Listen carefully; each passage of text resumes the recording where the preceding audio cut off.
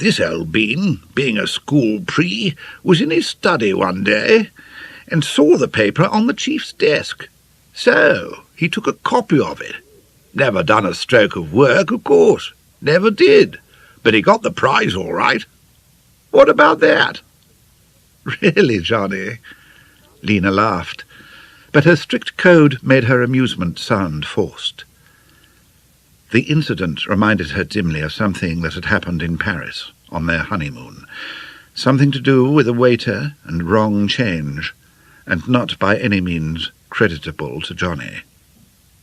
"But of course he didn't keep the prize, Mr. Thwaite." "Didn't he just?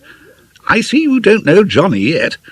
And the dirty old dog never told me till afterwards that he knew what the questions were going to be." Mr. Thwaite laughed hugely.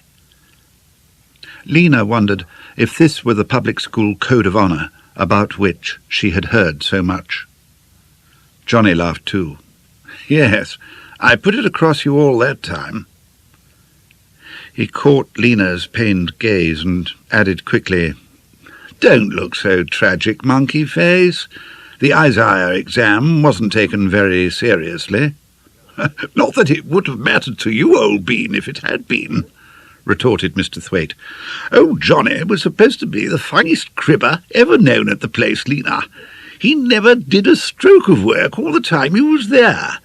But he got a prize every year and ended up in the 6th.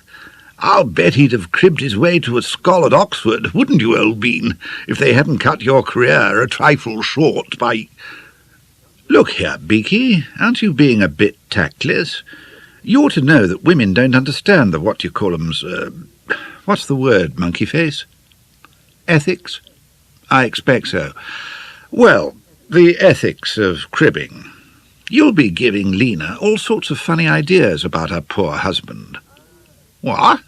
said Mr. Thwaite. "Ah, I see what you mean. Sorry, old bean. Putting my foot in it again, what? All rot, Lina, anyhow. Cribbing as a fine art and all that sort of thing. Everyone does it. No good at it myself, but a trier. Sorry, old bean. What?" "Well, anyhow, what are you doing with yourself in these days, Beaky?" "Me? Eh? Oh, tooling around, you know. Nothing much." "Lucky old cad, aren't you, with so much money?" "Oh, come. Yeah, I say. Not so much as all that, you know. Draw it mild. Just enough, that's all." "It would certainly be enough for me," Johnny grinned. Johnny did not ask Mr. Thwaite to dinner. Lina was so relieved that she quite forgot to pursue some inquiries she had intended into the art of cribbing. She did not see Mr. Thwaite again for 4 years. By the time she had lived in Upcot 3 years, Lina was able to congratulate herself on 2 things. The first was that Johnny, who before he met her had never done a stroke of work in his life, and apparently had never contemplated doing one, should have really settled down to his job. More, he was now taking it for granted that he should have a job. Every morning still, with perhaps rather less punctuality, but now without any resignation at all, Johnny went forth to deal with estimates for repairs to labourers' cottages, quotations for slates, and all the multifarious petty bargaining that his work entailed. And every morning Lina, having got up early in order to breakfast with him, kissed him good-bye on the doorstep, just like any suburban wife. Johnny, in fact, was altogether a reformed rake. Even General McLaidlaw acknowledged that Lina had turned him from whatever he had been into a useful member of society. It was a revolution of which Lina was quite aware, and for which she took full credit. She was still not sure how she had done it. She looked back on that evening, when the revolution had been effected, with a kind of wonder. Something had seemed to take possession of her then, something which had given her a strength of character which she normally imagined she lacked, and which had certainly been greater for the moment than Johnny's. The odd thing was that, so far as Johnny was concerned, its effects remained. On that evening, Lina had established a moral superiority to which, as she realized vaguely, Johnny still paid tribute. It was absurd, of course, for after that one effort, Lina had quite reverted to her former, perfectly contented moral dependence upon Johnny. And it irked her to find Johnny at times trying to placate or cajole her, instead of giving her the peremptory orders that she would much have preferred, though she did understand, in an indefinite way, that this was not Johnny's method of gaining his ends. She still adored Johnny for the grown-up schoolboy he was, but she did not like being considered his schoolmistress. The other matter on which she was able to congratulate herself was that after 3 years' residence in an English rural district, she was not yet a member of the Women's Institutes, had never had a fete in the grounds of Dfield, and had allowed herself to be persuaded into joining no body, secular or lay, for the dragooning of people into doing things they did not want for the benefit of institutions in which they had no interest. That is not to say that Lina did not admire those whose bent lay in such directions. Her closest friend in Upcot, Janet Caldwell, actually ran the village branch of the Women's Institutes. But Lina did not for a moment allow this fact to interfere with their friendship. On the contrary, she envied Janet her power of enjoying her duties. Lina knew herself to be lazy. At home, this laziness of hers had been actually encouraged. "Oh," they said, when it was a question of something practical, "it's no good relying on Lina to do that. She couldn't. Lina's always up in the clouds." And as Lina invariably did not at all want to do whatever it was that required doing, she took good care to foster the idea that she always was up in the clouds.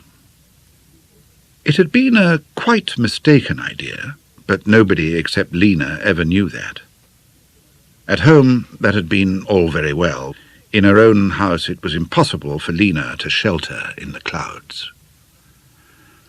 Joyce was always most surprised that Lina's house should be as efficiently run as her own. But Lina's mental laziness remained. It was not a good, hearty laziness that was proud of itself and informed the rest of the world that it could go hang. It was the nagging kind. Lina felt all the time that really she ought to be getting up and doing something useful, but that on the other hand she simply could not bear, just for the moment, to be mixed up in all those horrible village activities. And the moment when she might feel she could bear it never seemed to arrive. So that she very much admired Janet, who was always getting up and doing useful things. For Janet Caldwell was a serious soul. So in her way was Lina, though it was a different way. There was, however, an intellectual bond between them which was quite strong enough to allow such deviations without weakening. Lina had not been in Upcot 2 months before she realized that Janet Caldwell was the only person in the place with any real intelligence whatsoever, not excepting Johnny. Lina still did not know whether to be disappointed with Johnny in that respect or not. While they were still engaged, she had persuaded herself that Johnny had a mind, undeveloped though it might be, which under her ministrations would bud and flower after marriage into as capable a blossom as any in Joyce's own set. It appeared that she had been wrong. If Johnny had a mind, he did not encourage it. Lina felt that it was a pity. She had seen herself in the role of mental horticulturist, and she had liked it. It did, she felt, leave a gap not to be able to discuss passionately with Johnny the new books, or get pleasantly excited over completely academic topics.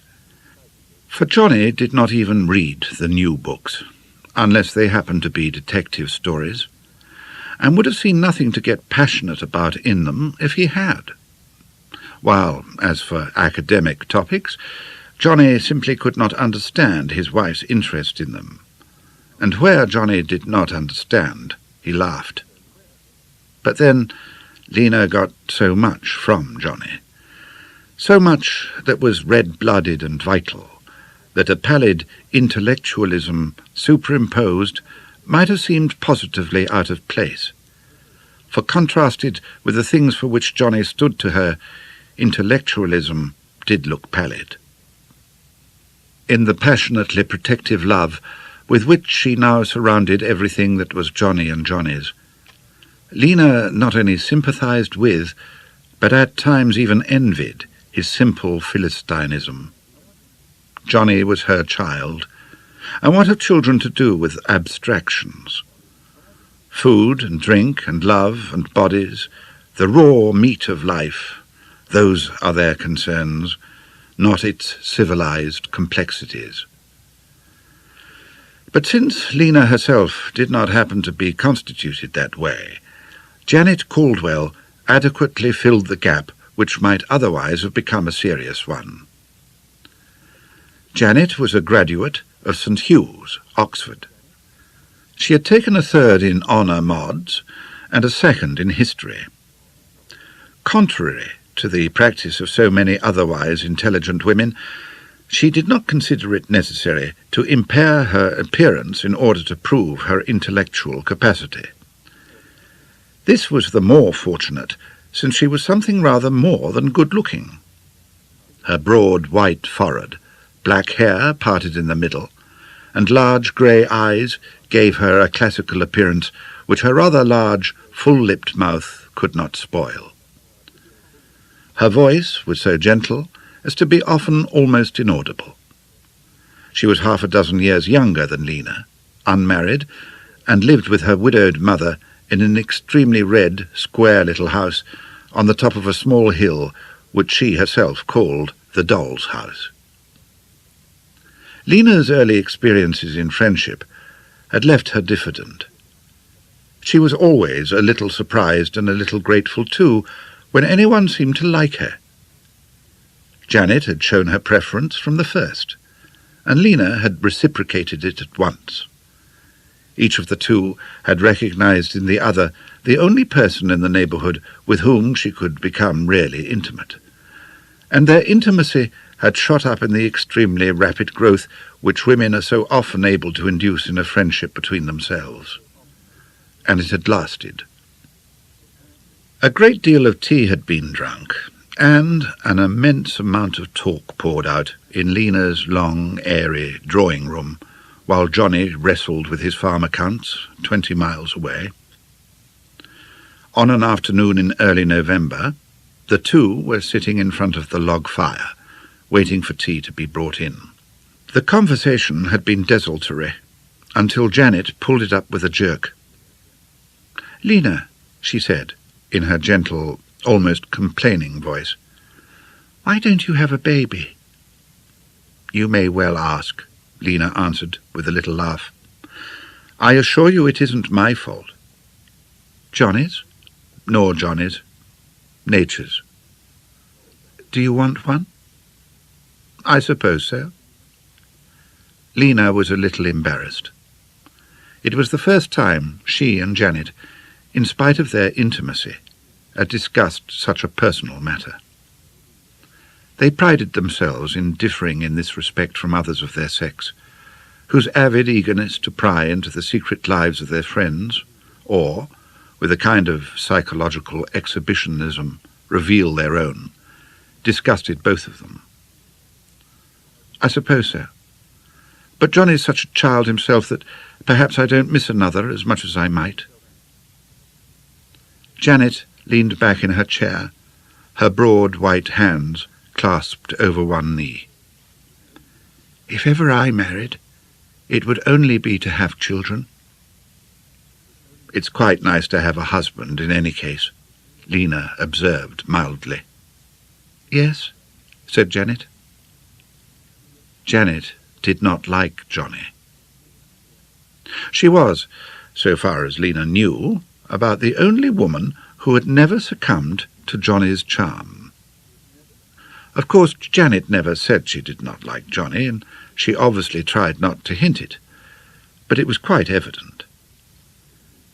Janet never stayed more than a perfunctory few minutes if Johnny came back before she had gone, and it needed quite a lot of persuasion to get her to dinner. Lina thought it all rather unnecessary, as Johnny was always quite charming to Janet, and did not return her dislike in the least, though he did mimic her quiet voice and deliberate movements rather funnily when she was not there. It had never entered Lina's head that Janet might be jealous of Johnny. "And a house of one's own," she added now, thinking of Abbot Monkford. "I can quite understand a girl marrying a man she didn't care two pins about just to get a home of her own." "But you didn't." "Me? Oh, no. In fact, I was rather frightened of it. Before I was married, the idea of housekeeping was a positive nightmare. I felt I couldn't bear it." "And now, I suppose you're about the most efficient housekeeper on this side of Dorsetshire," Janet said, as if stating a simple fact.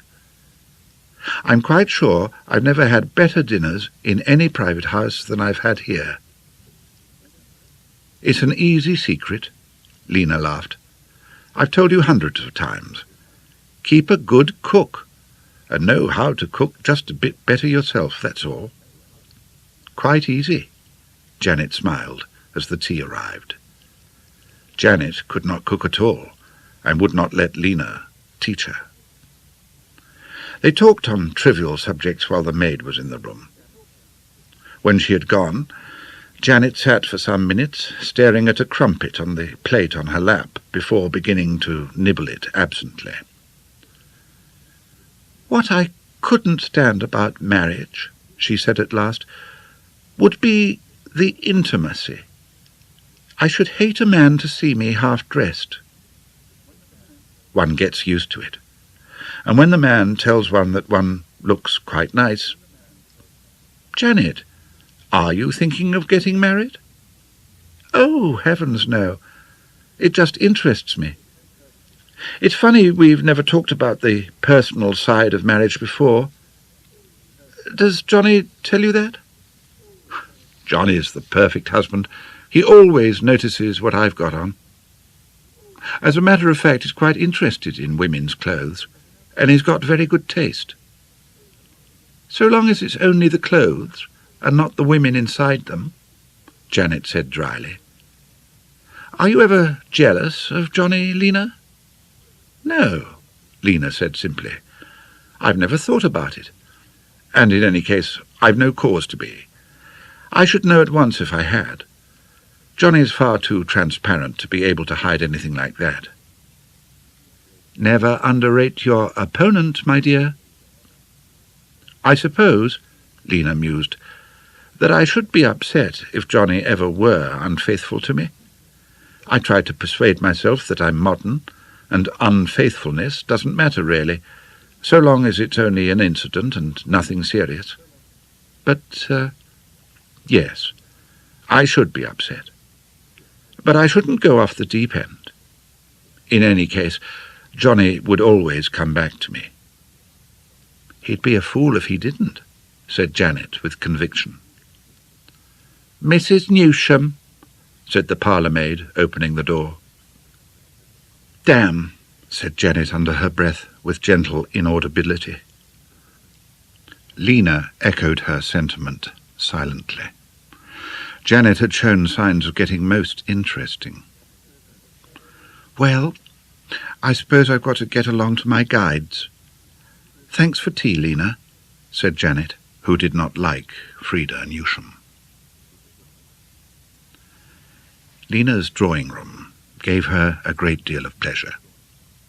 It was a long, high, rather narrow room, with 3 tall windows that came down to broad sills within a foot of the floor, and through which one could step straight out onto the lawn that ran up to the walls of the house. Lina had furnished it sparsely. There was a polished board floor with a few good rugs, a piano on which Lina did not play so much as she should, a couch, a few easy chairs, and a couple of occasional tables. The end opposite the fireplace was covered entirely by bookshelves. There were no unnecessary ornaments or fripperies. Lina's taste was severe to the pitch of strictness. The only possibly inutilitarian objects in the room were 4 Hepplewhite chairs, which Lina's mother had given her from home, and which were really too good to be sat in. But their painted backs had provided the keynote on which Lina had based her whole colour scheme, just as she had built up that of the dining room from the tints of a big Pieter Snyder's still life that hung over the mantelpiece. She came back one afternoon in late January from a shopping expedition into distant Bournemouth to find Johnny unexpectedly consuming a late tea by the fire. Almost as she entered the room, she was conscious vaguely of a feeling of something lacking, but the indefinite sensation was lost in her surprise at seeing Johnny. She came forward, pulling off her gloves, to give him the kiss without which he would never let her enter a room in which he was. "You're back early today, darling?" "Yes," said Johnny. "Had a good day?" "Fairly. I couldn't get quite what I wanted, but—" "Hello? You've got a new hat. I say, that's a peach, isn't it?" "Do you like it?" said Lina, pleased. "It's the prettiest you've had for years. Clever little monkey face, aren't you?" He caught her hand and pulled her down on his knee. "Darling, I want my tea," Lina protested with a laugh, and thought how wonderful it was that after more than 3 years of marriage, Johnny should still want to sit her on his knee. "Have your tea here," pronounced Johnny. Lina manipulated the teapot, her back to the room. Johnny held her quite tightly round the waist. "Darling, I must get up. I want to take my coat off." This time Johnny let her go. She rose, took off her coat and laid it over the back of a chair. Again the curious sense of emptiness invaded her. She looked round the room. "Johnny, where are the Hepplewhite chairs?" Johnny jumped up from his chair and put his arms round her, holding her against his chest. "Sweetheart, I've got an awfully good bit of news for you. Listen, you remember that American I told you about? Well, he—" "What American? You never told me about any American." Lina was perturbed already. Johnny looked oddly guilty in spite of his smile, and the way he was holding her made her suspicious. Johnny always embraced her when he had to admit to something he should not have done. She looked up at him without returning his smile. "Why, that American who came back with me a week or 2 ago when you were out. The one who was so interested in those chairs. Didn't I tell you? I thought I had. I meant to. Well, he came over this afternoon and—" "Weren't you at Bradstow this afternoon?" "No. I came back after lunch. There was nothing to do, but listen, darling, this fellow, this American, you wouldn't believe how keen he was on those chairs. He offered me a deuce of a lot for them, more than they were valued at, for the insurance, of course," said Johnny virtuously. "I told him I couldn't think of selling them. So what did he do? Damn it, monkey face, he pretty nearly doubled his offer. It would have been madness not to take it." "Johnny, you didn't sell them?" "Darling, I tell you, it would have been madness not to, at the price he offered." "Let me go." "No, Johnny, let me go." Lina pushed with her hands against Johnny's chest so that he had to release her. Look here, monkey face, you're not cross, surely. Honestly, darling, it would have been... But you couldn't sell them. They weren't yours to sell, they were mine. Oh, hang it all, sweetheart, I know that. Technically they were yours, but, well, I mean, they are mine, Lina said violently, and I don't want to sell them. I don't care what your American offered. I won't sell them. Where are they? Why, he took them away in his car. Then you'll have to get them back.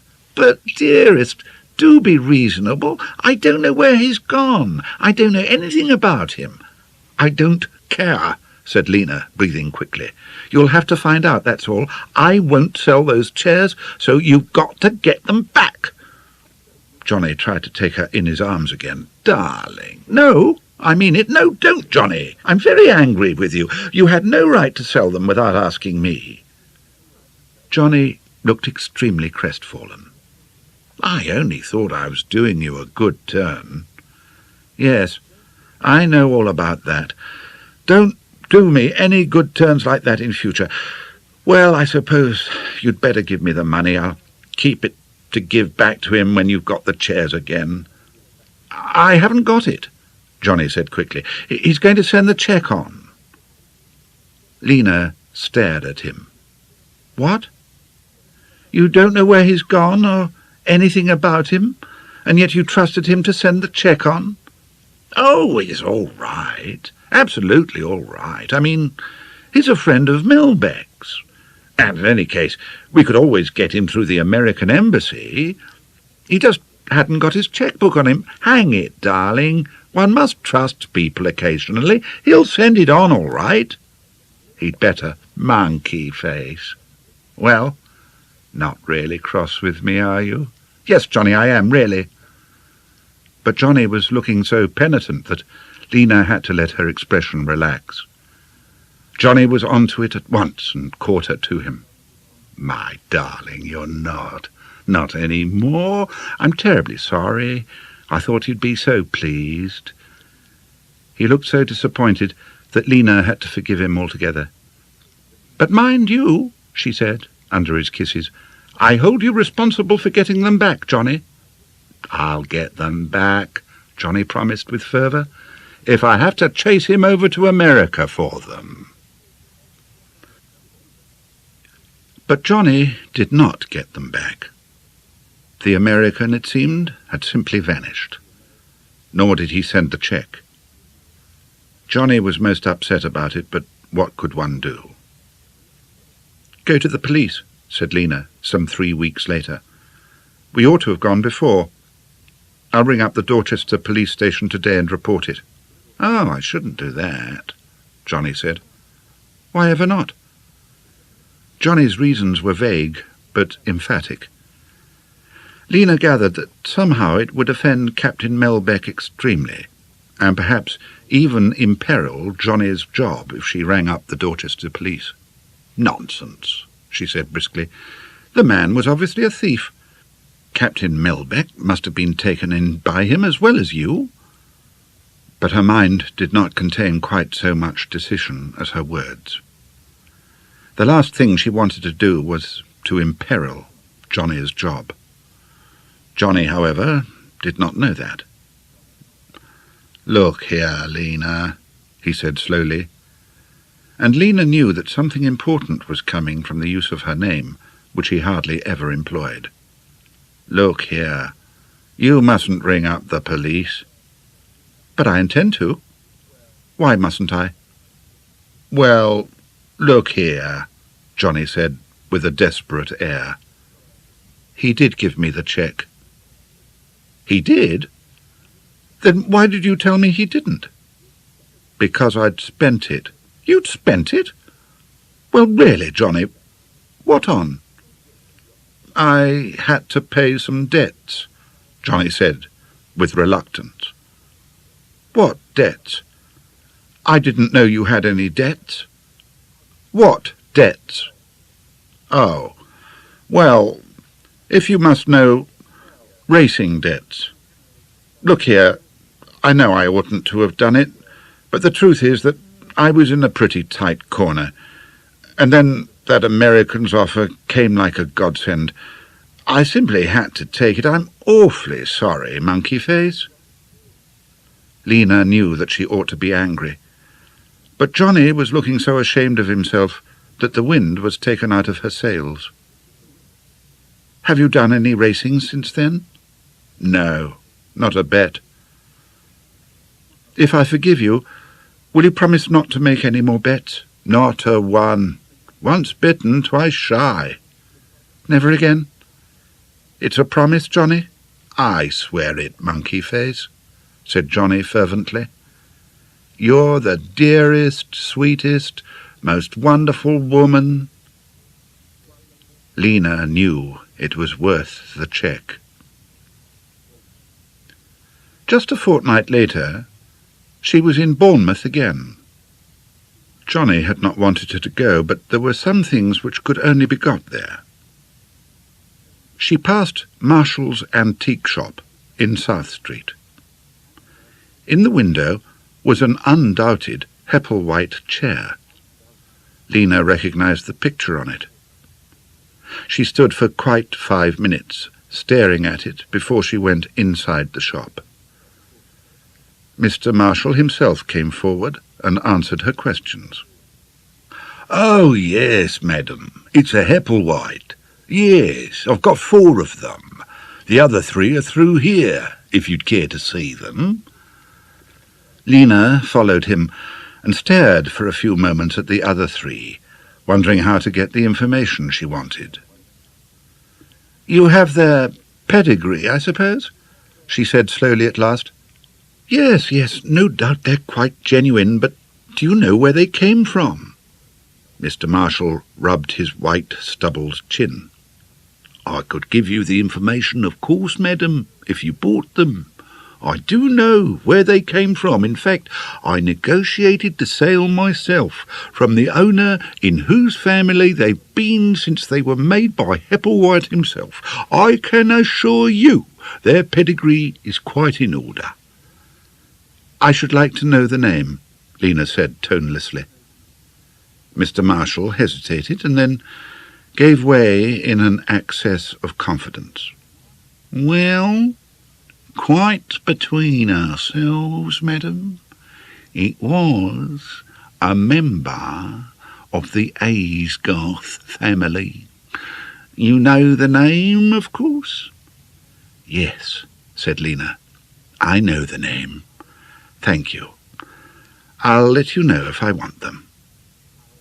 She walked out of the shop. Lina never said a word to Johnny about the incident. In any case, she had his promise. Janet Caldwell stiffened. Surely that isn't Johnny already? Lina wondered, why does she dislike him so? How absurd she is. Undoubtedly it was Johnny. His voice, raised to its merriest tones, came flooding through the drawing-room door as he rallied the grenadier-like parlourmaid, Ella's less prepossessing and more permanent successor. Involuntarily, Lina's face lightened. Janet had been rather heavy this afternoon. Johnny's arrival was like a warm wind, driving thin academic ghosts away through keyholes and window fastenings. He came impetuously into the room. "Hello, Monkey Face! Hello, Janet! Hello, Janet! Hello, Monkey Face! 2 pretty women and 1 pretty man. So, who the deuce cares who also ran? Hello, Monkey Face, my sweetheart." He kissed Lina. "Hello, Janet, my precious." He dabbed a kiss on Janet's unexpecting cheek. "Johnny," said Lina, laughing, "what is the matter with you? Why are you home so early?" "It's a red-letter day," said Johnny at the door again. Ethel, Ethel, look here. I only see 2 cups, 2 plates, and hang it all, only 2 saucers on the tea tray. Now, why is that, Ethel? Here I am, thirsting for tea, and you simply deny it me. You don't even provide a saucer for me, in case I'd like to lap. Is that necessary, Ethel? Is it wise, Ethel? Is it even kind?" The grenadier giggled. "I didn't expect you'd be back, sir." "But I am back. Good heavens! Didn't you recognize me in the hall? Here I am, simply asking you to get me a cup, and you stand there arguing. Run along, Ethel, and bring me that cup at once." Still giggling, Ethel departed. "Johnny, darling, have you gone quite mad?" "Not quite, Mrs. Aysgarth, my love. It was just the shock of seeing Janet here. Janet, did I really and truly kiss you just now, or was it a dream?" "You did kiss me," said Janet, with a polite smile. "I'm sure I don't know why." Johnny dropped on one knee and struck a theatrical attitude with outstretched arm. "Because I love you. Because I adore you. Mrs. Caldwell, forgive my bold words, but the time has come when I can no longer conceal my respectful passion. For long have I nourished, like a viper in my bosom, the hope that one day I might— I'll tell you the rest another day." Johnny rose with dignity and dusted his knee as Ethel entered with his cup. Ethel departed among inadequately stifled noises. "Johnny, will you tell me what's the matter with you?"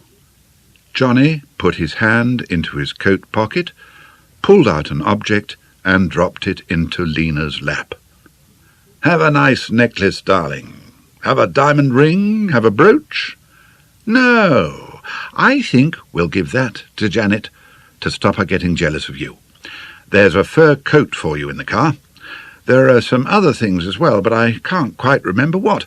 I bought anything they put in front of me, but I think hats figured. I thought you'd rather choose some frocks for yourself. You can send the hats back if you don't like them. I was still sober enough to remember to insist on that." "Are you drunk, Johnny?" Lina demanded, staring with incredulous eyes at the jewellery in her lap. "Pretty well," Johnny admitted. "Don't look at it in that distrustful way, my poppet. It's a real diamond. I called in at Bournemouth on my way back. It's guaranteed genuine by the mayor and corporation." Bradstow was a good deal nearer to Bournemouth than Upcot was. "But—" Johnny beamed at her. "You didn't perhaps know that the Grand National was run today? Well, I just happened to have backed the winner. At 40-1, my little monkey face. 40-1. What do you think about that?" "Johnny!" Lina was scarcely less excited herself. "How much have you won?" "Hold tight, and I'll tell you. 4,000 of the best, and not 1 penny less." "Not £4,000? It was 8 years' housekeeping. £4,000, said Johnny with conscious pride. "Or if you prefer it, in shillings, 80,000 of them." "My sacred aunt," muttered Janet, who dressed herself on £45 a year. Lina's breath had almost disappeared. "Johnny," she gasped, "I can't believe it."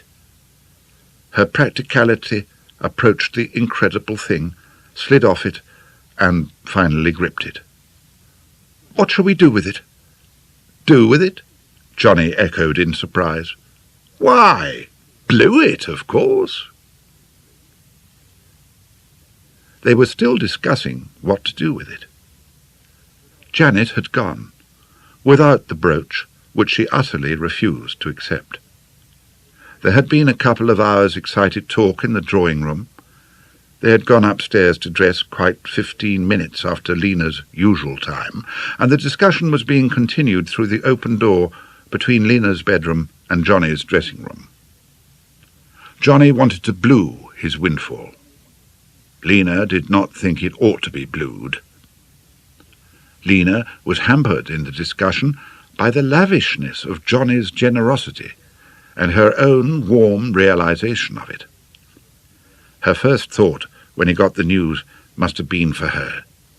He had got straight into the car, it appeared, and driven madly into Bournemouth to buy her anything that came into his mind.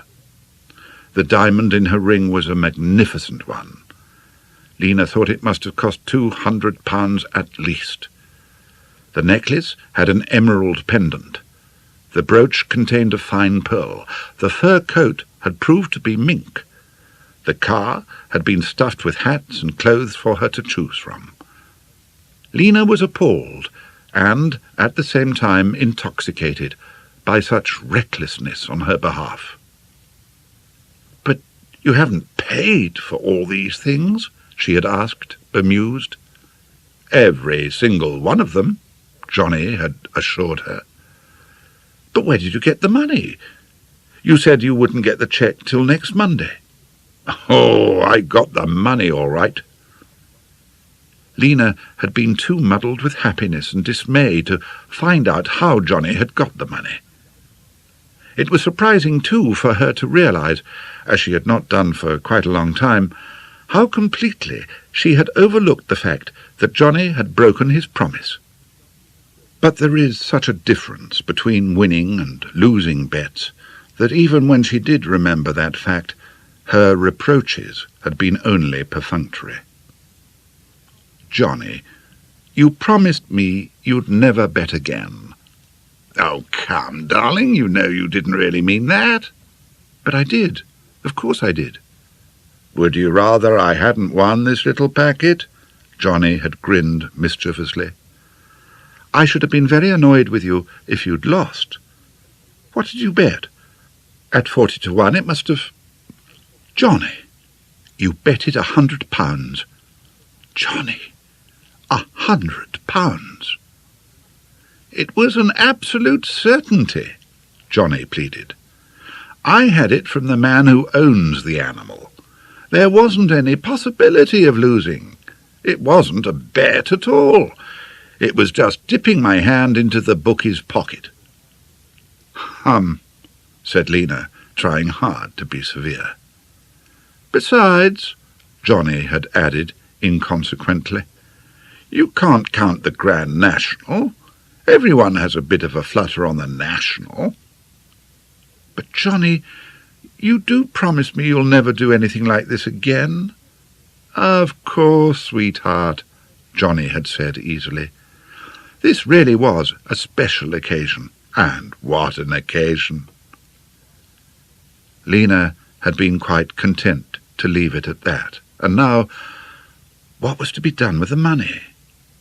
In any case, there were no longer £4,000. Johnny now divulged that he had debts, not racing debts, just debts. He could now get them all cleared off. What debts? Oh, just debts.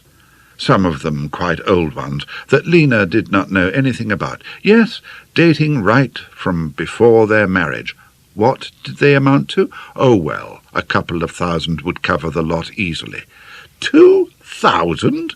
Lina said, taken aback. You owed £2,000 that I never knew about? What the mind doesn't know, the eyes don't cry over, Johnny said gaily. Lina had to laugh. Johnny, you're incorrigible. In the end, it appeared that, what with this and that, there would not be much more than £800 to blue or not to blue. But you didn't spend £1,200 on me, Lina called out, after a hurried mathematical exercise while she fastened her suspenders. No, but there's this. Johnny strolled into the room, doing up his braces. In his hand was a cheque. What's this, darling? For those chairs, you remember? Lina looked at the cheque. It was for a sum exactly double that at which the chairs had been valued. Oh, Johnny! She hugged him in a tempest of adoration. Johnny did know how to make amends. Everything was wiped out now. "There's the gong," said Johnny. "Hurry up with your frock, monkey face. I hate cold soup. What are you going to put on?" "My blue georgette. I was going to." "Put on your black velvet. You look more adorable in that than anything." "Do I, darling?" Lina sang with happiness as she put on her black velvet. 3 days later they split the difference. £400 was handed over to Lina to do precisely what she liked with, and £400 was left for Johnny to blue. They went to the south of France on it, to Antibes. Under Lina's guidance, £100 took and kept them there for 3 whole blissful weeks. Then Johnny escaped from her, went over to Monte Carlo, and lost the rest in 3 hours. "My poor idiot boy," Lina said comfortably as she shepherded a rueful Johnny into the Paris train. "I only hope it will teach you not to gamble any more, that's all. If it does, I dare say it'll be cheap at the price." For after all, it was Johnny's money, for him to spend as he liked, and the 3 weeks had been utter bliss, with Johnny sweeter to her than even he had ever been before, and it is tempting fate to draw out bliss too long. "No more Monte Carlo for me," Johnny replied with conviction. Lina went back to England invigorated, expectant, and more in love with Johnny than ever. Chapter 6. Mrs. Newsham was a small, eager woman of Lina's own age, with a vivacity which she mistook for wit, just as she mistook her commonplace prettiness for beauty. As Janet, who did not like her, had once said, Frida Newsham never made the fatal mistake of underrating herself. Lina did not like her very much either, but she was compelled to a grudging admiration. Frida Newsham had all the qualities which she herself would have liked to possess and knew she did not, though it is true that their possession did not seem to make Frida a really nice person. She was intensely sure of herself, she had unlimited aplomb, and she dominated her magnificent husband as the jockey dominates a racehorse. Lina, however, would never have liked that. The Newshams had arrived in Upcot just a few months before the Aysgarths. As 2 newcomers, Lina and Frida had naturally gravitated together 4 years ago. And though, since Lina became really intimate with Janet, she had not seen so much of Frida, who also had other fish to fry, they dined in each other's houses 3 or 4 times in the half-year.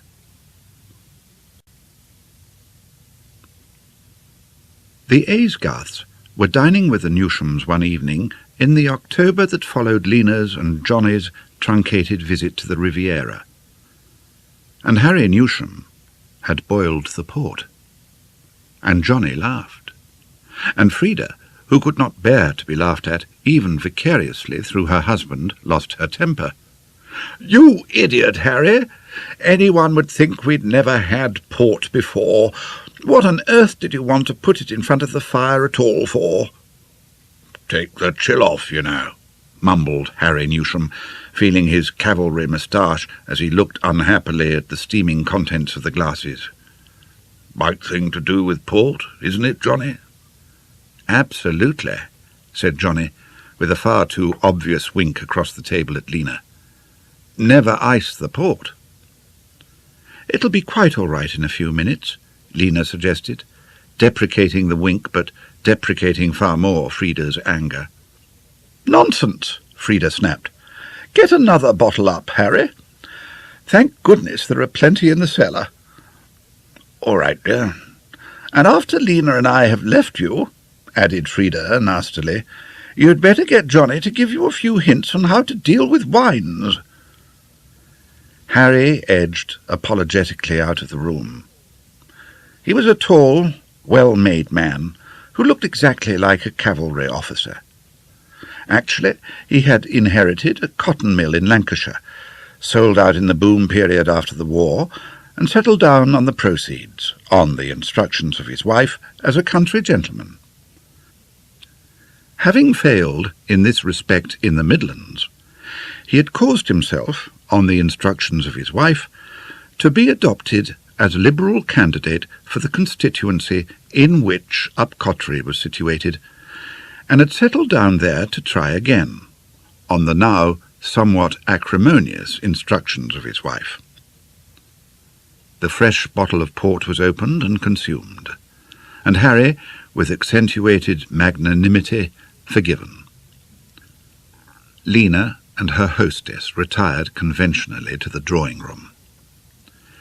Neither of them wanted in the least to go, but to go was the right thing, and in Frida's house the right thing was invariably done. By Frida, if not, it would appear, by Harry. Frida, in her tweeds, following hounds on foot, was more absolutely right than any lady's tailor and outfitter could have conceived.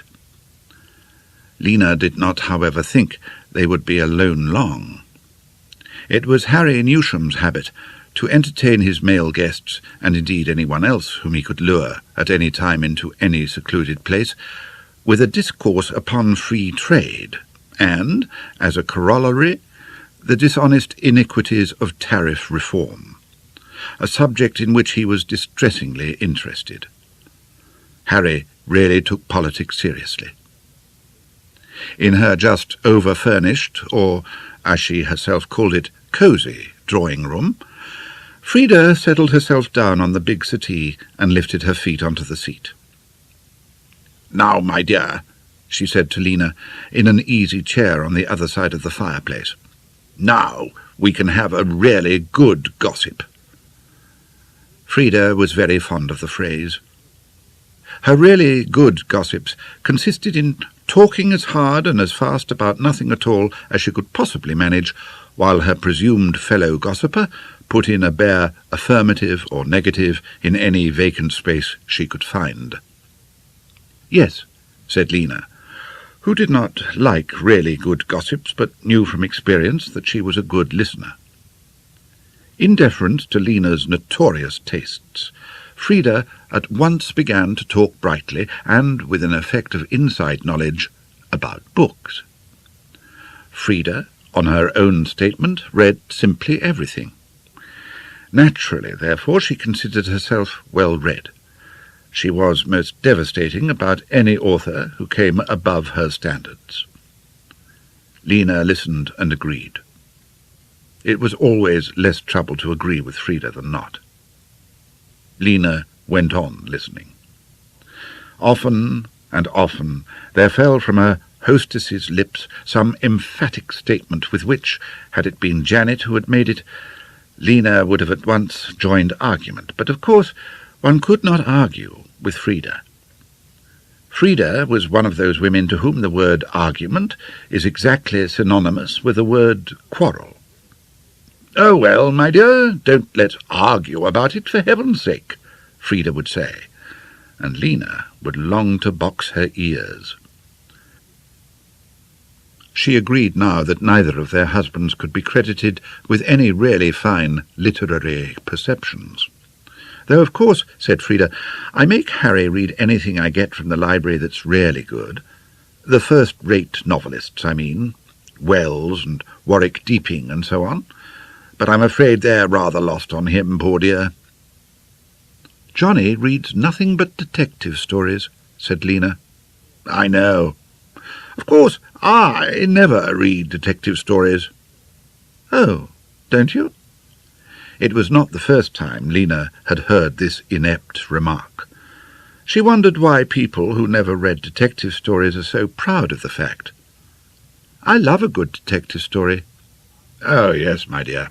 I know you say that." Frida gave her a knowing smile. "How is your brother-in-law getting on with his new novel?" "Oh, my dear, I must tell you. I was talking to some people at the meet the other day. The Longthwaites. Do you know them? Lady Longthwaite it was, as a matter of fact. And, of course, she didn't know I knew your brother-in-law." Frida detailed at considerable length the incident and left Lady Longthwaite wallowing in her literary inferiority. "Ha ha!" said Lina dutifully. "By the way, talking of meets, how did Johnny get on at Merchester last Tuesday?" "Merchester?" Lina echoed stupidly. "Yes, the races. We saw him there, but we didn't speak to him. I waved, but he was looking far too busy to wave back. I don't know whether he even saw us. Didn't he tell you? Then I suppose he didn't see us. My dear, we had a terrible day. Lost simply pounds. I hope Johnny came out of it better." Lina kept her head. "Oh," she said lightly, "I don't think he did so badly." "Janet must have brought him luck." Frida could not keep a slightly malicious note out of her voice. "Janet?"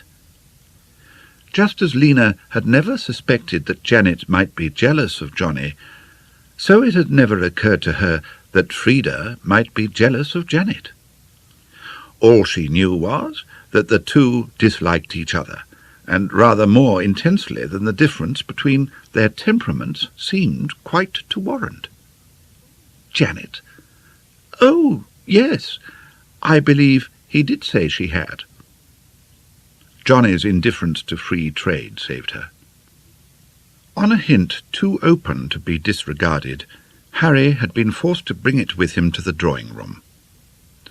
"If we could only get the Tories to understand that simple fact," he was saying, as he opened the drawing-room door, "we might be able to—" "Rather," said Johnny with enthusiasm. "I expect you're absolutely right, Harry. Anything on the wireless, Frida? My goodness, I envy you your set. We can't get anything but Daventry on our rotten little portable." The wireless put an effective stop to free trade, but not to Harry. He got out his one-stringed fiddle and accompanied Jack Payne a grim half-bar behind the tune for the next 2 hours. "Why," thought Lina despairingly, "do we put up with this sort of thing in the name of social intercourse?" She tackled Johnny in the car going home. "Johnny, have you been racing again?" "Racing?" Johnny repeated, with virtuous indignation. "Of course I haven't. Why?" "Then what were you doing last Tuesday afternoon?" "Last Tuesday afternoon?" "That's what I said. Working, I suppose. What else should I have been doing?" "Oh, Johnny," Lina said impatiently, "don't bother to lie to me. You were at Merchester races last Tuesday. The Newshams saw you there. Don't go on pretending you weren't. You were with Janet, and I've only got to ask her." "Oh," said Johnny, in a tone of understanding. "I couldn't think what you were getting at. Yes, of course I was there last Tuesday. I'd forgotten for the moment. I had to go over to Merchester on business and just popped into the course to see the big race and ran into Janet there, of course." "Johnny?" "What, darling?" "Is that true?" "Well, really, monkey face." "That's all it was? And you haven't been betting again?" "Good Lord, no. No more of that. I should think not. I didn't even have a bet last Tuesday." "You sounded," said Johnny in an injured voice, "as if you thought I'd broken my promise." "Darling," said Lina penitently, "I did think so. I promised not to bet. I didn't promise never to go inside a racecourse again." "No, of course not, darling." "You really must trust me a bit more than that, monkey face." "Yes, darling, I'm sorry." "Oh, that's all right," said Johnny magnanimously. But just to be on the safe side, Lina had a word with Janet. Oddly enough, it was Janet herself who gave her the opportunity. Janet had called for her to go for a walk, as she did quite often. They had not gone more than a few 100 yards before Janet said casually, I ran into Johnny last week at Merchester races. Did he tell you?" "Yes, I heard." "Don't tell me you've taken to racing, Janet." "Oh, no. Some friends of mine were going and offered me a lift in their car, so I thought I might as well, as they practically passed our door on their way. I've never been to a race meeting before. It was quite amusing." "Merchester's a long way from here. It's quite close to my home." "Yes, it is a long way, I suppose," Janet agreed vaguely. Lina thought, "No, I won't ask her if Johnny had a bet while he was with her. I believe him. He didn't." She said, "And how did you get on with Johnny?"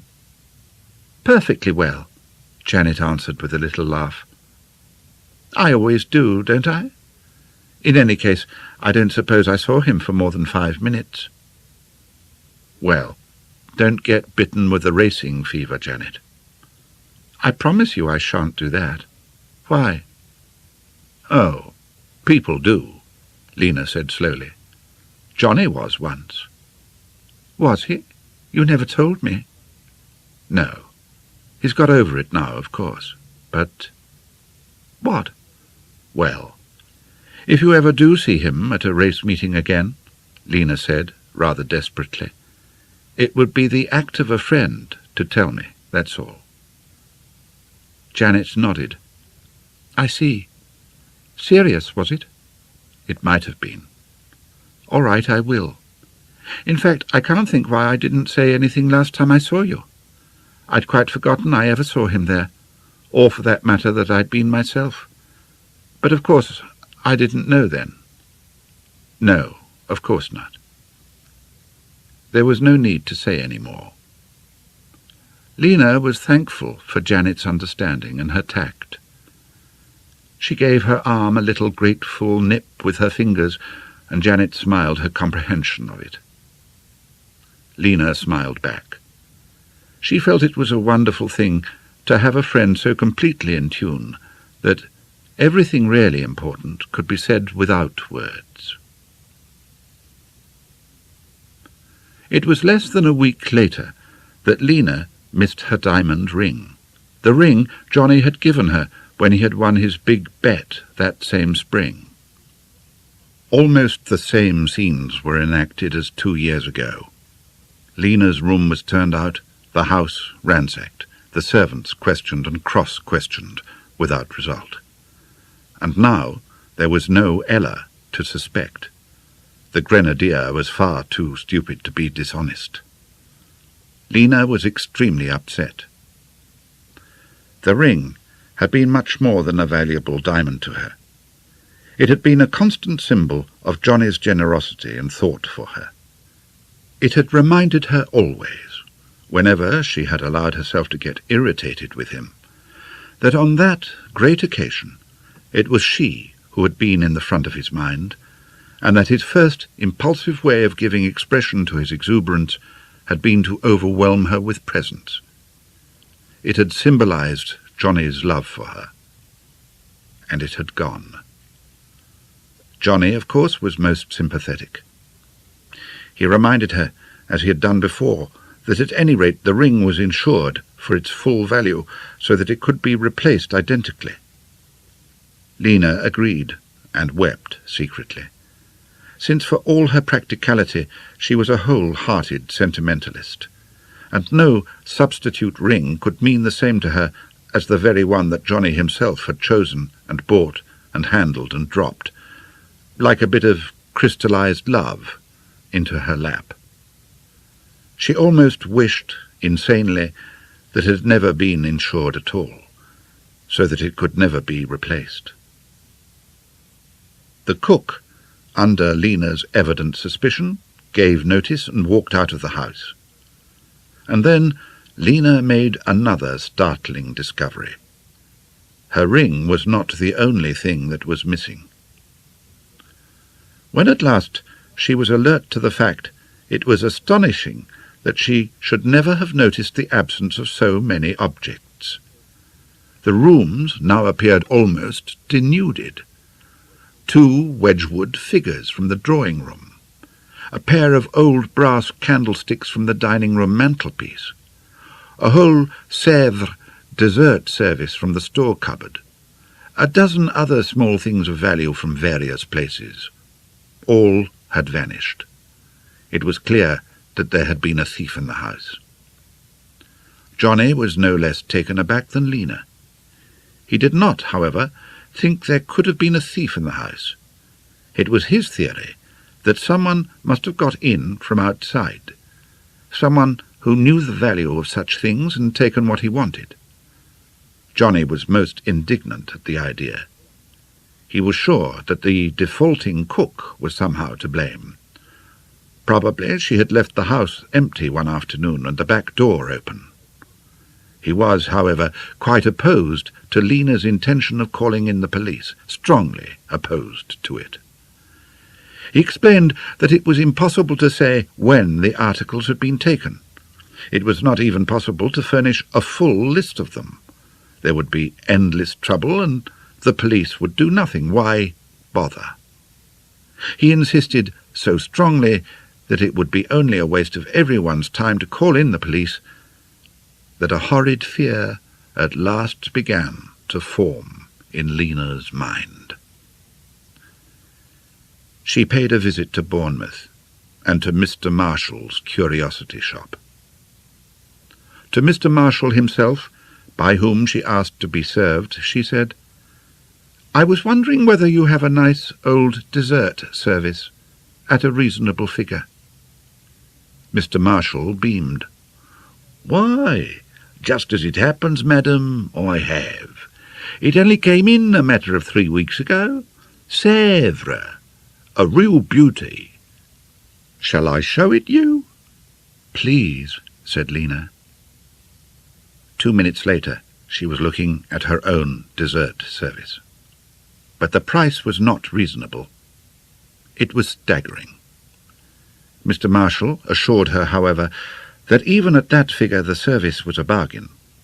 "And that doesn't give me any too much profit on what I had to pay for it, madam," he added. Lina bought instead a pair of old brass candlesticks. She put them on the dinner table that night, in addition to the silver ones, one in front of herself and one in front of Johnny. When they had reached the dessert, Johnny smiled across the table at her. "Still feeling hipped about the ring, monkey face? Poor old thing. Never mind. We'll get you a better one some day, when our ship comes home." "Johnny," Lina said abruptly, "have you noticed these candlesticks? I bought them today at Marshall's curiosity shop in Bournemouth. Do you like them?" Johnny looked from her to the candlesticks and back again. He did not answer. The smile faded from his face, and he watched her. "Mr. Marshall showed me a Sèvres dessert service too," Lina said slowly, dropping her words out one by one, as if timing them between the thuds of her heart. "But it was too expensive." Still Johnny did not answer. "Johnny, how much did you get for my ring?" Johnny began to fiddle with a crumb of bread on the table. He looked up at her. "It wasn't exactly your ring, darling, was it? I mean, not exactly." "Wasn't it? I thought you gave it me." "Yes, I know, but—" Johnny jumped up suddenly, went round the table, and put his arms round Lina where she sat. "Monkey face. I've had a hell of a time just lately." Lina sat rigid in his embrace. "You've been betting again?" Johnny, his cheek against her hair, nodded his head. "And lost?" "Yes, a bit. During the last few weeks, but—" "And had to steal things out of the house to pay up." "Oh, draw it mild, darling. One can't steal one's own things." They weren't yours. They were mine. Yes, but what's yours is mine, and what's mine's yours. You can't say they were more than half yours. Darling, I simply love the scent of your hair. It's— Oh, damn the scent of my hair! Lina suddenly threw off Johnny's encircling arms and jumped up. You needn't think you're going to get away with it like that, my lad. You've stolen a lot of things of mine, and I want to know what you are going to do about it. Johnny thrust his hands in his pockets and glowered at her. Damn it, you'll be calling me a thief soon, he said sullenly. I do call you a thief. They held each other's angry eyes for a moment. And I, said Johnny loudly, call you a damned, hard, stingy bitch, in bed or at board about as much use to a man as a cold in the head. A torrent of rage obliterated all Lina's dignity. She snatched a book out of the bookcase and threw it with all her strength at Johnny's head. But even as she had snatched it, she had instinctively chosen something that would not really hurt if it hit him. It went at least 2 feet wide. Johnny caught it rather cleverly and stared at her. Then he burst into a shout of laughter and handed the book back to her. Of all the rotten shot! Try again! Lina ran out of the room, up the stairs, and into her bedroom. She locked the door, threw herself on the bed, and burst into tears. Whatever Johnny had done, whatever Johnny ever might do, when she threw books at him, she did not want them handed back to her. She wanted to be shaken till the teeth rattled in her head. But, darling, I tell you it's the goods. There's a fortune in it. This has only been a run of bad luck. It can't fail in the end. Johnny was explaining his racing system to Lina. She had never seen him so excited over anything before. Surely you can see it must win in the end, he pleaded. You've been trying this system how long? Lina asked wearily. About 6 months.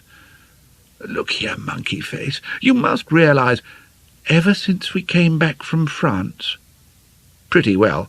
It came out trumps at first, but although you'd promised me you wouldn't bet any more. Oh, well. Johnny smiled away the seriousness of such a promise. And although you've always said since, whenever I asked you, that you weren't betting. Look here, do you know why most wives deceive their husbands? Because their husbands try to ride 'em on too tight a rein, and then all the little wives say, well, my dear, he did ask for it, didn't he? Johnny's squeaky imitation of the erring but impenitent wife was most amusing. Haven't you rather asked for it too, monkey face? Lina did not smile. But you're simply not fit to be trusted. That's what all the husbands say. When I make a promise, I keep it, Lina said impatiently, and I expect other people to keep theirs. Have another spot of whiskey, said Johnny. He refilled her glass. Lina sighed. They had been over all this ground before. Johnny seemed really to think that he had been quite justified in breaking his promises to her. He quite sincerely believed, too, that the untruths he had told her were not lies at all. I'm not a liar, Johnny had said indignantly, as if the fact of it being Johnny who uttered the lie made it not a lie at all.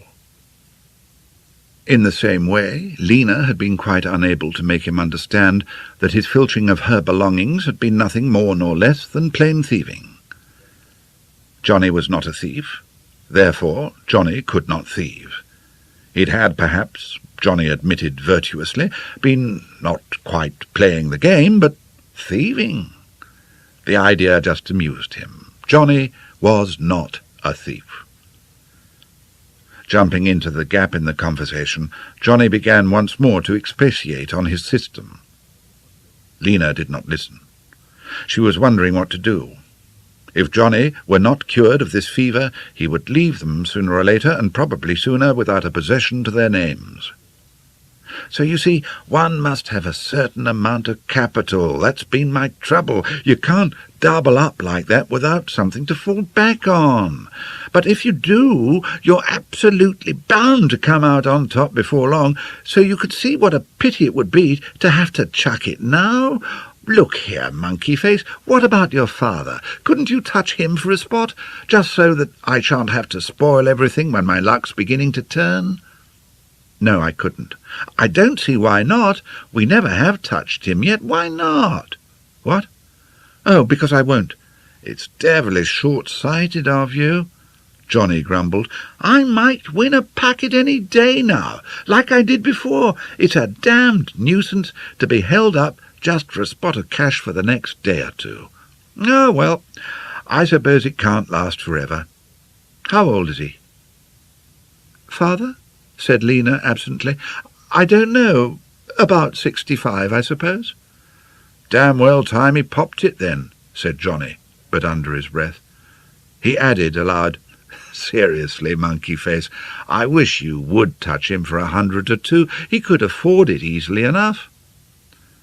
Doesn't all this betting take up a great deal of your time? Lina asked abruptly. You can't be doing much work nowadays.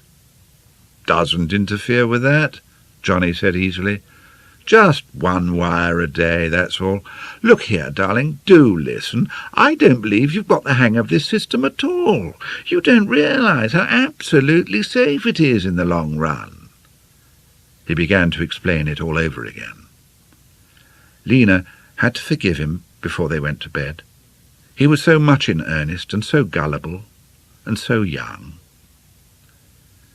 There was their usual grand reconciliation scene, with Johnny alternating between pouring out more whisky and kissing her, and Lina crying and laughing at the same time. But she did not try to get another promise out of Johnny. She knew he would give it, glibly, and it would mean just nothing at all. She had got to find some more effective means of stopping Johnny in his lunacy. She decided, after she had lain awake 3 hours with Johnny sleeping beside her, to speak to Captain Melbeck. Although she had adopted it because she had no choice, Lina heartily resented the responsibility which Johnny, by his infantility, had passed over to her. She did not want to be responsible for anything or anyone. She did not want to be responsible even for herself. She hated responsibility with its nagging unrest. It was not at all fair. A husband should be responsible for a wife. When she married, Lina had taken it for granted that she would be led, and she had been very ready to follow. Now she had to do the leading herself, and not merely leading but driving. It was the impulse to shift at any rate some of the responsibility onto male shoulders, which, after all, should naturally bear it, that determined her to consult Captain Melbeck about Johnny. In any case, he was some kind of a connection, so that there should be a family as well as an employer's interest. She rang Captain Melbeck up the next day and asked him to lunch. Captain Melbeck seemed oddly reluctant to come to lunch. He stammered excuses for every day that Lina suggested. But Lina, who could be as determined as anyone when she had bolstered herself up to the necessary pitch, broke through his defences. "It's very important," she said desperately. "I want to talk to you about Johnny. If you won't come to lunch, I suppose I shall have to come over to you, but it's awkward because I haven't the car, and I don't want Johnny to know. Can't you possibly put off your engagement tomorrow and come to lunch or tea?" "Johnny won't be there," Captain Melbeck said cautiously. No, I said he wouldn't. I want to talk about him to you." Captain Melbeck promised to come to lunch the next day. He came, a big, burly man with a cropped moustache, and eyed Lina with apprehension over his cocktail. Lina wondered, with some annoyance, why people were so often nervous of her, and what they would think if they knew just how nervous she was of them. "It's very good of you to come," she said, with a forced brightness which still imposed itself on her when she was not at ease. "I'm so worried about what's going to happen to Johnny." "Oh, well," mumbled Captain Melbeck, "I told him I wouldn't prosecute, of course." "What?" said Lina, startled. "I told him I wouldn't prosecute," Captain Melbeck repeated uncomfortably. "He's paid some of it back already, too." "What on earth are you talking about?" Lina asked sharply. "Why, about... Don't you know?" "Don't I know what?" "Oh, hell," groaned Captain Melbeck. "I seem to have put my foot in it." He did his best to leave things at that, but of course Lina got them out of him during lunch. The long and short of it was that an unexpected audit of the estate accounts had revealed that Johnny had been helping himself during the last few months to cash amounting to nearly £2,000. Captain Melbeck had had to discharge him more than 6 weeks ago. 6 weeks? Echoed Lina, aghast. "But he's never said a word to me. He pretended he was still with you." "Rotten business altogether," muttered her guest, and gloomily swallowed some hock the wrong way. After he had gone, Lina sat for 2 hours in her drawing-room, too numbed even to weep, trying to face at last the fact that her husband was a liar, a thief, and an embezzler, and completely lacking in any sense of right or wrong. Johnny had lost his job, and Lina was too dispirited to try to find him another. With what Captain Melbeck knew, and with what Captain Melbeck would almost certainly hint to any other possible employer, the task in any case looked almost hopeless. They were reduced to Lina's own 500 a year. However, this state of affairs did not last for more than a few weeks. Timing the event with singular neatness, so far as his elder daughter and her husband were concerned, General McLaidlaw died that same Christmas, while Johnny and Lina were staying in the house, rather suddenly, of arteriosclerosis, and Lina came into an income of 2,500 a year. Chapter 7. Sitting in her kimono, in front of her dressing-table, Lina was doing her face. In the daytime she used nothing but a little powder on her nose, but for the evening lipstick and sometimes the rouge pad too were called in.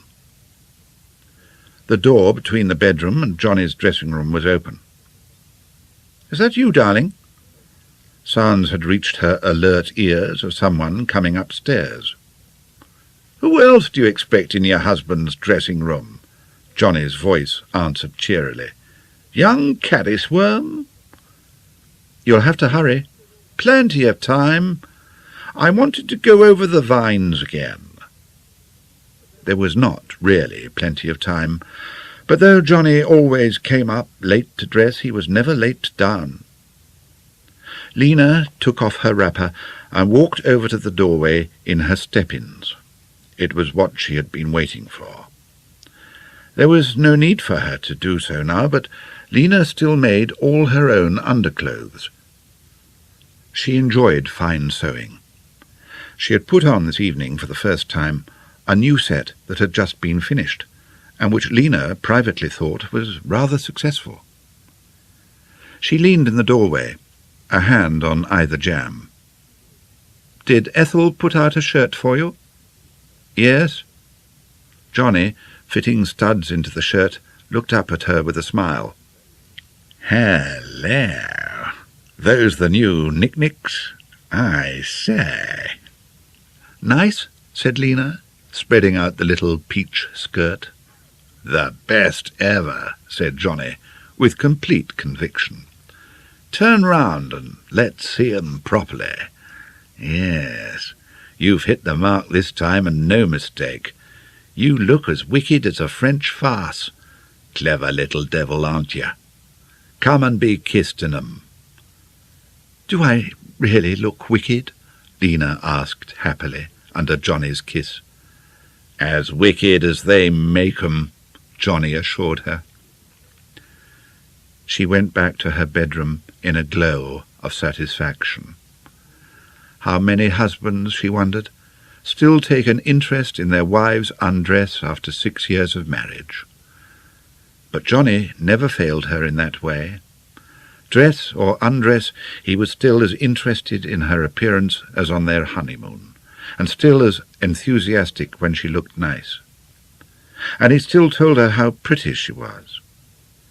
Lina knew better than ever that she was not pretty, though she did not consider she looked anything like her 35 years, but she adored Johnny to tell her so. And Johnny did.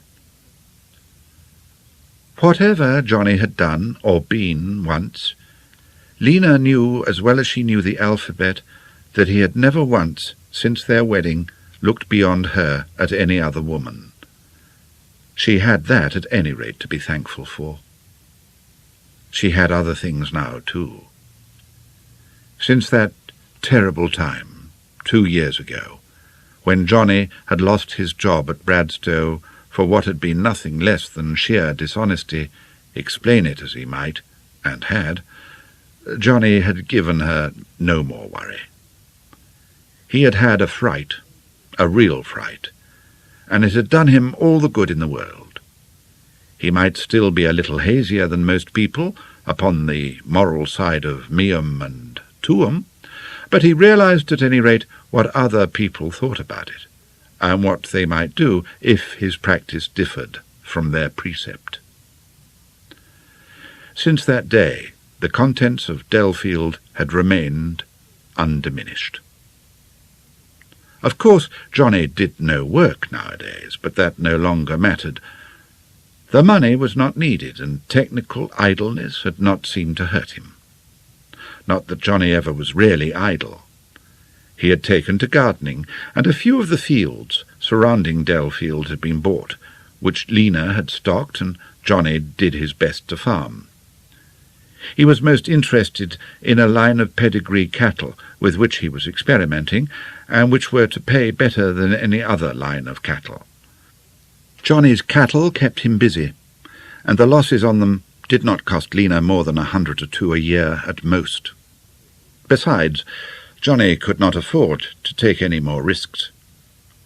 He was a most important man nowadays, a member of the county council, a JP, and all sorts of other things that a country gentleman ought to be. Captain Melbeck had been more than fair. He had breathed no word to anyone else of Johnny's speculations. The money had been repaid, the affair was forgotten, and he had most conveniently been in Africa when Johnny had been made a county councillor and a JP, so that no opportunity was afforded to his conscience of becoming difficult. Johnny, the county councillor, Johnny, the JP, had nothing more to fear from that old, now almost incredible spectre of Johnny, the dishonest steward. But for all that, Lina kept a controlling hand on the purse strings. She would probably have done so in any case, for she was exceedingly jealous of her own possessions, but she had been too badly frightened to take the smallest risk. Johnny, of course, had wanted to look after her capital for her. He had promised investments, just as safe as the government securities in which it lay, that would bring in a certain 10%. He had begged hard for just a couple of thousands with which to speculate on his own account. "Don't you see the loss of it couldn't hurt us in any case, Monkey-face?" and I might make a fortune." But Lina had been firm. She made Johnny what she considered a more than generous personal allowance of $500 a year. Over the rest, and over the capital, she kept complete control. Johnny had sulked about it for weeks at the beginning, but Lina had shown surprising firmness. In the end, Johnny had accepted it. Lina wished sometimes that he had not. It went against all her canons that a husband should be content to live in apparent idleness on his wife's income. This point of view, apparently, never occurred to Johnny. He took it for granted that he should do just that. Lina had never suggested that he should try to earn enough money of his own at any rate to keep him in cigarettes, because it was up to Johnny to make the suggestion himself. But she was sure that if she had, Johnny would have been quite genuinely surprised. He would have pointed out that they did not need the money in the least, and yet no one could have called Johnny spineless. He was still the most popular man in the county. As Janet once said to her, Lina was as proud of him as if he had ever done anything to deserve it. She patted and pulled her frock into place, and glanced at the watch on her wrist. There were 5 minutes before the first arrival might be expected. "I'm going down, Johnny." "Right-ho. Who did you say were coming?" "The Newshams, Janet, and Martin." "Good. Young Caddis will argue with Harry, and I shan't have to pretend to be listening." Lina sped downstairs and into the kitchen. "Everything all right, Lily?" "Yes'm, quite all right." Lily beamed through her glasses. She had a right to beam complacently. She was a very good cook, and she knew it. Lina had always got on very well with her during the 2 years of their acquaintance. They taught each other new and exciting dishes, and experimented in making them. Lily would always ask, after Lina had been out to dinner, whether anything unexpected had been in the menu, and if so, how Lina thought it had been made. Lily really enjoyed cooking. Lina lifted the lid of the saucepan containing the soup and sniffed at it. Lily handed her a spoon. "Just a touch more salt, I think, Lily." There was no need to look at the birds inside the oven. Lily never omitted to baste them enough. Everything seemed quite satisfactory. "Remember, Alice," Lina said to the parlour-maid, who was young and not yet completely trained. The grenadier had left to be married 6 months ago. "Don't bring round the tray for the soup cups until everyone's emptied them. It looks so bad for you to stand and wait at somebody's elbow." "Yes, madam," said Alice seriously. She contracted her eyebrows in an effort to remember never to wait at a diner's elbow for his soup cup. Alice was very willing not merely to learn, but to please her mistress.